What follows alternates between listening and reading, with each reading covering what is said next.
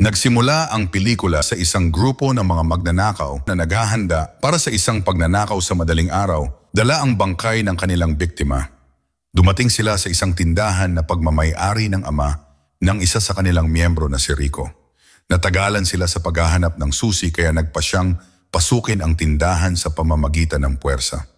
Gayunpaman, kabilang sa kanila ang isang mukhang baliw na dalaga na nagngangalang Nikita na tila hindi interesado sa pagnanakaw. Napansin ng may-ari ng tindahan na naninirahan din doon ang pagpasok, kaya sinubukan niyang ipagtanggol ang lugar at sa labas dumating ang mga pulis.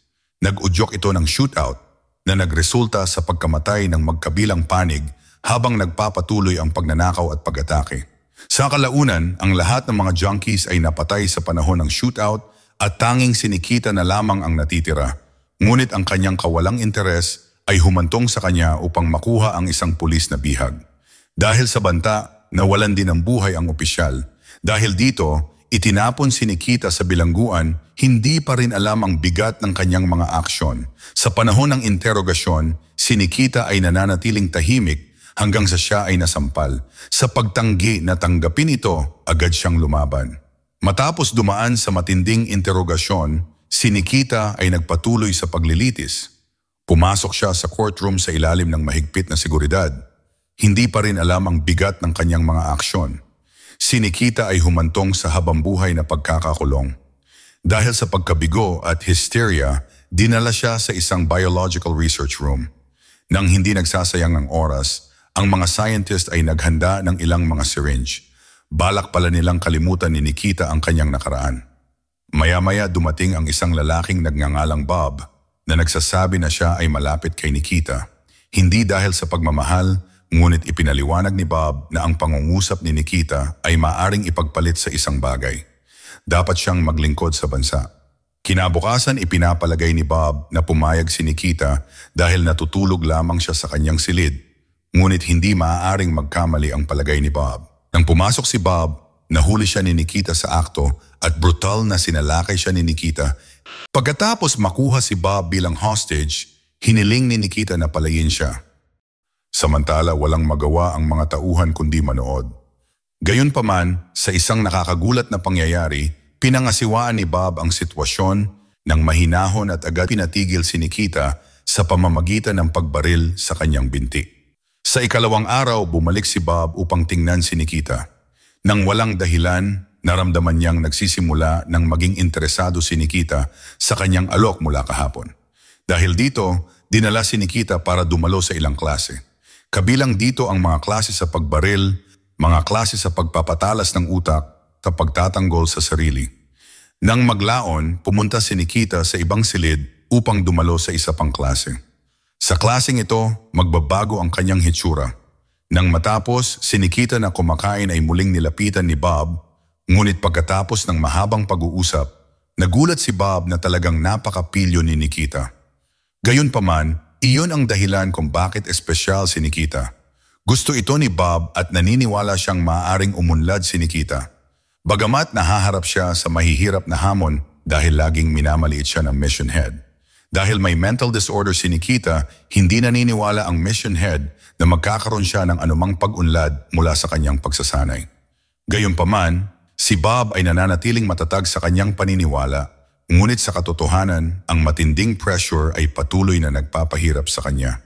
Nang dumating ang makeup class, nagsimulang turuan si Nikita kung paano magpaganda.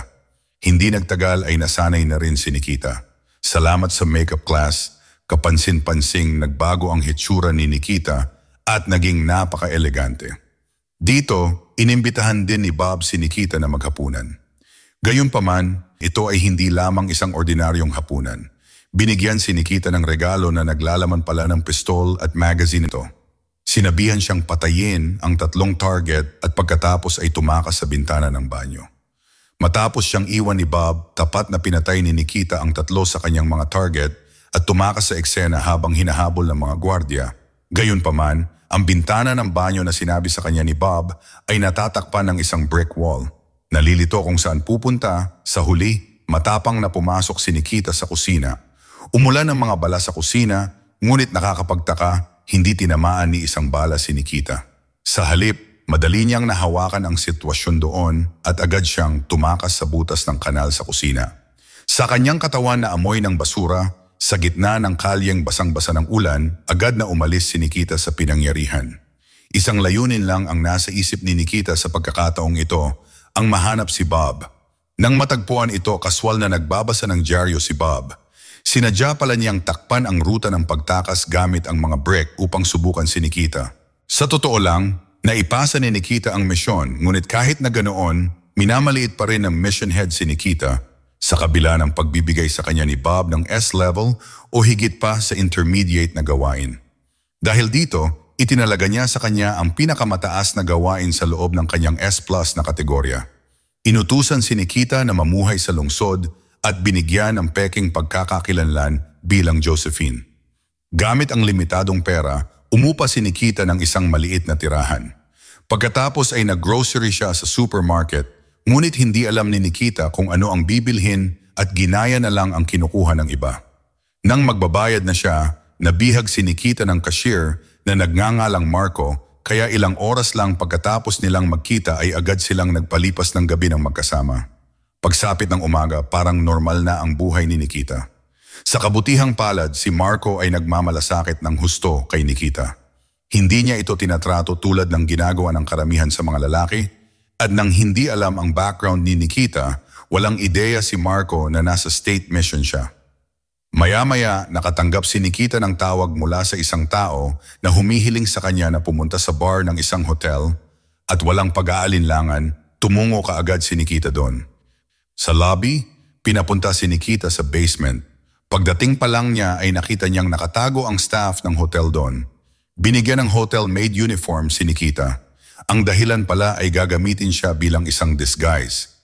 Nakapagtataka, nang handa na siya wala ng mga karagdagang tagubilin. Ang isang lalaki ay abala sa mga kagamitan sa komunikasyon habang ang iba ay naghihintay lamang. Biglang may tumawag sa isang kwarto na nag-order ng drinks. Mabilis na inihanda ang mga inumin, ngunit bukod pa rito, may isang tao rin ang nagtanim ng bog sa isa sa mga bote. Matapos maihatid ang mga inumin, ay agad na ginawa ni Nikita ang kanyang gawain. Pumunta siya sa isa sa mga silid na may 2 gwardya na nakatayo sa harap ng pinto na laging nakaalerto. Gayunpaman, wala silang alam sa napipintong panganib. Nag-tip pa sila kay Nikita at pagkatapos niyang bumalik sa basement, hindi inaasahang natapos ang misyon. Masaya sa unang pagkakataon, inimbitahan ni Nikita si Bob na maghapunan sa kanyang bahay ng gabing iyon. Ang pagdating ni Bob ay sinalubong ni Marco.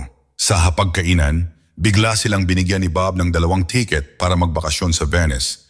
Dahil sa kabaitang ito, gumaan ang pakiramdam ni Nikita dahil sa wakas, makakatakas na siya sa state mission. Tulad ng isang honeymoon, labis na nagpapasalamat sina Nikita at Marco sa paglalakbay na ito. Gayunpaman, nang mag-order na si Nikita ng pagkain mula sa silid ng hotel, ang telepono ay nakakonekta kay Bob at ipinaalam sa kanya ni Bob na mayroong isang wardrobe sa banyo ni Nikita na naglalaman ng isang lihim na kompartamento. Totoo nga, nang suriin ito ni Nikita, nakita niya ang ilang nakakalat na mga materyales. Habang si Marco ay walang malay sa mga nangyayari, si Nikita ay talagang naatasan ng isang assassination mission.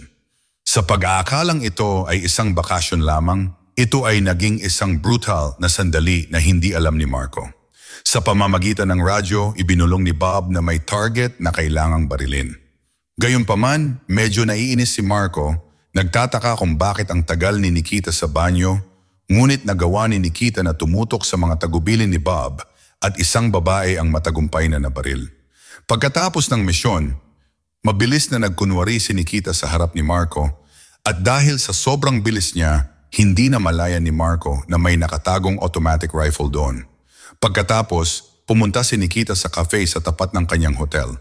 Habang nagbabasa ng pahayagan, kinailangan ni Bob na tiisin ang paulit-ulit na galit ni Nikita. Nang gabing iyon, muling kumilos si Bob para lapitan si Nikita. Pagdating, inutusan si Nikita na patayin ang isang mahilig sa sining na iligal na bumili ng mahahalagang dokumento na pag-aari ng bansa. Gayunpaman, dahil may kapangyarihan at kayamanan ng tao, kailangang kumilos ni Nikita habang nakabalat kayo bilang isang dalubhasa sa sining. Samantala, biglang isiniwalat ni Marco na kilala niya talaga kung sino si Nikita. Nang umalis si Nikita ay nakita ni Marco ang mga dokumentong binigay ni Bob. Gayunpaman, ipinangako ni Nikita na ang misyon ngayong gabi ay ang huli niyang misyon. Walang pag-aalinlangan, ang pangunahing target ay nagawang pumunta sa lugar ni Nikita upang bumili ng isang painting.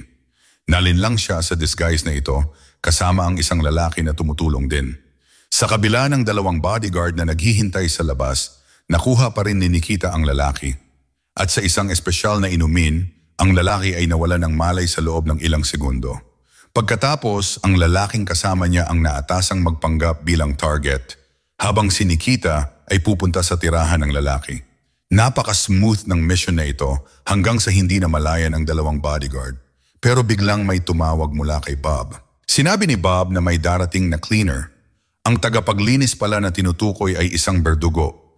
Kasabay nito, sa ilang segundo, ang dalawang bodyguard ay agad na nawala ng malay sa kamay ng berdugo na pagkatapos ay dinala silang dalawa sa banyo at hindi para itago sila doon, kundi upang iligpit sila ng berdugo gamit ang acid. Pagsapit ng gabi, agad na kumilos si Nikita ng mag-isa. Nagkunwari siya bilang target na ang layunin ay buksan ang safe. Sa kabila ng pagsubaybay ng mga surveillance camera, ang mga galaw ni Nikita ay lubhang maselan. Sa kalaunan, nagtagumpay siya sa pag-secure ng mga dokumento ng estado. Ngunit bago siya makaalis, isang aso ang nakakita sa kanya at isang nakakabuntong hiningang habulan ang naganap. Sa panahon ng pagtakas, ang berdugo ay pinatay ng mga gwardya. Sa pagbabalik mula roon, hindi nakayanan ni Nikita na makita si Marco na natutulog na at kung ano ang iniisip niya ay nabunyag din sa wakas pagkatapos makipagkita ni Bob kay Marco. Dumating si Bob upang hanapin si Nikita at kunin ang mga dokumento ng estado na kailangan niya. Tahimik na iniabot ni Marco ang mga dokumento at sa sandaling iyon, naunawaan ni Bob na tumakas si Nikita na iniwan silang dalawa dahil gusto niyang makalaya sa state matapos ang lahat ng kanyang misyon. Dito na nagtatapos ang kwento. Sana ay nagustuhan nyo. Mag-subscribe na kung hindi ka pa nakasubscribe. Pindutin na rin ang notification bell at like button upang matulungan ang channel and leave a comment down below. And as always, thank you for watching.